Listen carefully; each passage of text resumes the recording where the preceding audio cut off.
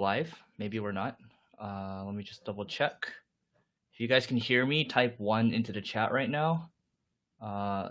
Double checking if this is working. Connect streaming software, share, live stream settings. No data coming in. Let's see. So let's go back real quick. If you guys can hear me, type 1 into chat.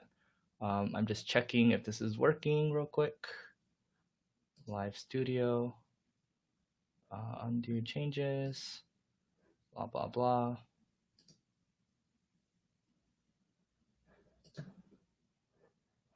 Is this working?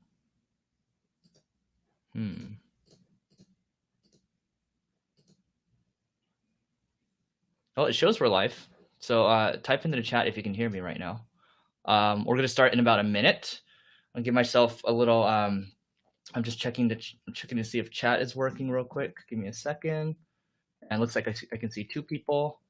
Tell me where you're coming from right now. And then I'm going to refresh this real quick.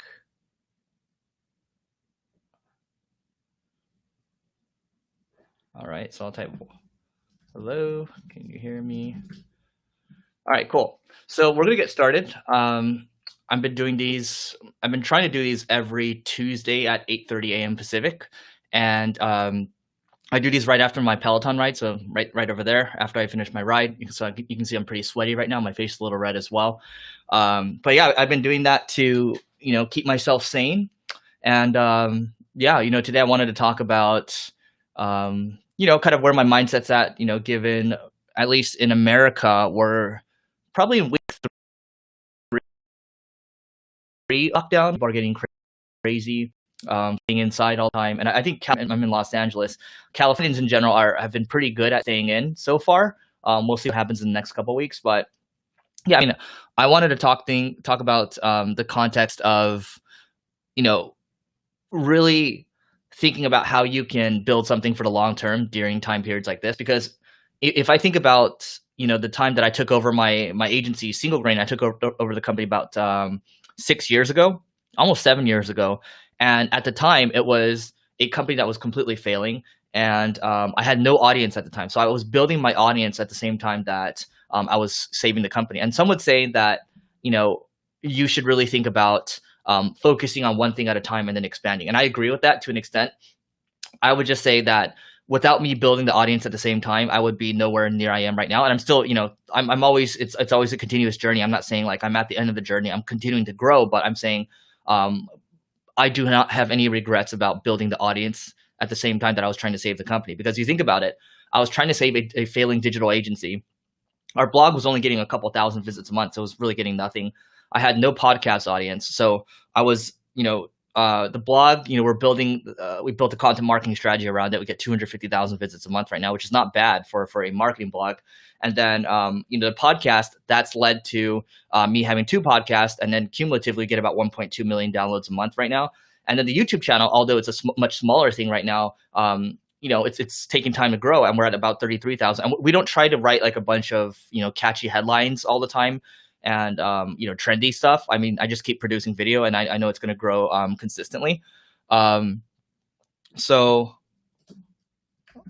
session has been started. So apparently I might be in the wrong session right now, but someone's saying start the session. So not sure what's going on here, but let me just double check. Let me just click on this one over here. So apparently I might be in the wrong session right now, but someone's saying start the session. Oh, here we go. Cool. So Jonathan Coates, I can see you. Apparently I'm in the wrong session right now, but it's okay. Some of you can see this right now. Hello, Jason.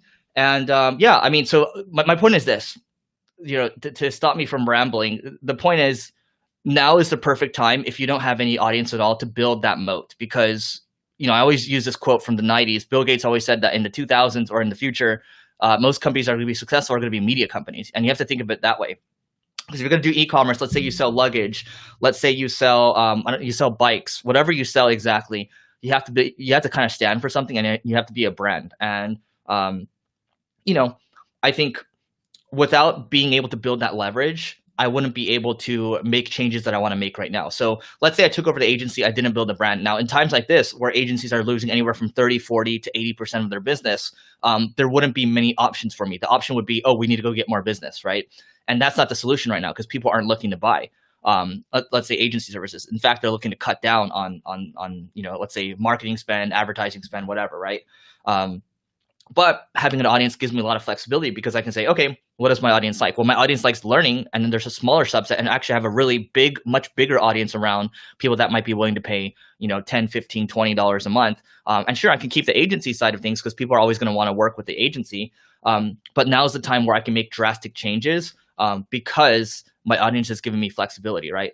If I want to do we before this craziness started happening, we added advertising to our podcast. We added a event to our podcast. So advertising, that's almost a 7-figure contract a year, split between 2 people. And then we have our event, which we charge. It's a high ticket price. $25,000 plus for that event. But it gives me options. And my point is, if you build an audience first. And most of you that are thinking about starting a business right now, if you think audience first and then build a product, that's actually a better way of going about it. Because if you think about, oh, I need to make money and I'm going to go do this product, that's the wrong way of thinking about it. That's actually backwards, right? But if you think about, hey, this is what I'm interested in, this is what I'm going to create content for, then ultimately it's going to work out at the end of the day. And just like business, just like investing, I mean, when you're putting time into content, you're basically investing your time, right? So you're investing, it's going to compound, and eventually you're going to be able to build, you're going to be able to build economies of scale because you're going to put in the same amount of effort, and your audience is going to get bigger and bigger. So it's going to be more and more impactful over time. So it's important to think about that right now, because when I think about me trying to save the business, 6-7 years ago, it was very similar because to me, it felt like a downturn because everything was on fire. Now, a lot of you might be feeling everything's on fire right now, but there's a silver lining to this. If you do not have an audience right now, you have some free time, this is the time to start experimenting. You start to see which channel is better for you. Is it video? Is it audio? Is it writing? You start to experiment with that. You commit to maybe writing, 1 post a week. And then from there you can scale up, because that's how I started blogging in the first place. And then it gets bigger and bigger and bigger, right? Hello, Chris. Chris said, I just fell in love with you yesterday. Thank you. I'm in love with you too. And guys, feel free to ask your questions in here. Apparently I screwed up the live that I had scheduled. But yeah, I mean, look, I know for a fact that no matter what I do, let's say agency business fails. In fact, if I look at all my other businesses, the SaaS business, the education stuff, the podcast advertising, the event stuff, maybe the event stuff, we can postpone. So we're not really losing revenue there. But the thing I'd be worried about right now is the agency, because the way we've been doing things, and I'll be very transparent, is on the 250,000 visits a month we get to the blog, we try to drive most people to a free consultation. And it's like 0.03% of people that actually end up converting into a free consultation. So not many people are converting into a free consultation. In fact, in terms of qualified leads, we don't get a ton of those given on all that traffic. So you can say that traffic's actually under monetized. So what we're doing instead now is we're saying, you know what, we're going to try to drive people to an application instead. And when they fill out the application, we'll find out where they are, and then we can push them to the right offer, whether it's education stuff, whether they're trying to build an agency, whatever it is exactly. I'm going to drive them to that application, and then the salesperson will figure out what offer to put in front of them. So we might have 3 offerings, right? One's on how to grow your agency. The other one's on how to grow your business, so the single grain services, and those are basically the main things. And what I would say is, if you're looking to grow your agency right now, you can always book a call with myself one-on-one. We're actually doing this for the next couple weeks. If you go to singlegrain.com/call, you can book a call with us, and then we could have a strategy chat with you on that. But yeah, I mean, look, we're still keeping the agency, but we're going more aggressively on the education stuff that we've been meaning to pursue for a while. But it's during peacetime, it's hard to make these drastic changes because you're going to affect people at the company, people that have work. You're going to affect them, right? But during times like of war, you're allowed to make drastic changes, and that all comes back to having that audience in the first place. So you might say, hey, you know what? I don't like creating content. I'm not that type of person. Well, I don't I don't necessarily gravitate towards creating content. What I do enjoy is I enjoy teaching, because I articulate my thoughts better and I learn more. So at the same time, people get the benefit from that. It's one to many, right? So I just spit all over the camera, but yeah, I mean, you got to think about it. At the end of the day, when you're creating an audience, it's not really about you. It's about what you're going to give other people. So if you feel like you're too early in the game right now, still you can document your journey in the early days. You can definitely do that, and you're going to get stronger and stronger and stronger. And eventually, you're going to have the expertise to be able to teach, and you're going to have a point of view that some people are going to gravitate towards, and some people might hate. And I would argue that as you get bigger, you're going to get more and more haters. And I think haters are a beautiful thing, because haters tell me, for the most part, that you're doing the right thing, because there's no one person in the world that everyone loves. There's just no such thing. So as you're getting more and more haters, you're building that you're building the audience. You kind of know you're doing the right thing. Unless you're getting like too many haters, maybe that's not a good thing. Maybe you are doing something wrong. I don't know. So let's see. Chris said it was in the Thinkific training. Are you using the same funnel right now? Yes. Video about my funnel mails. Yes. And then Abel asked, just did today, buddy. That's awesome. And then we have a question from Roshan. I'll just call you Roshan. How AMP works. I mean, what I would say is if you're using WordPress, you can just use like an AMP plugin. But AMP is just, it's basically it's accelerated mobile pages. It just makes your experience on mobile, when people load up your pages, it loads a lot faster. It's a nice experience, but I don't like it because it takes away control that I might have in terms of having being able to collect emails and having specific forms on the page.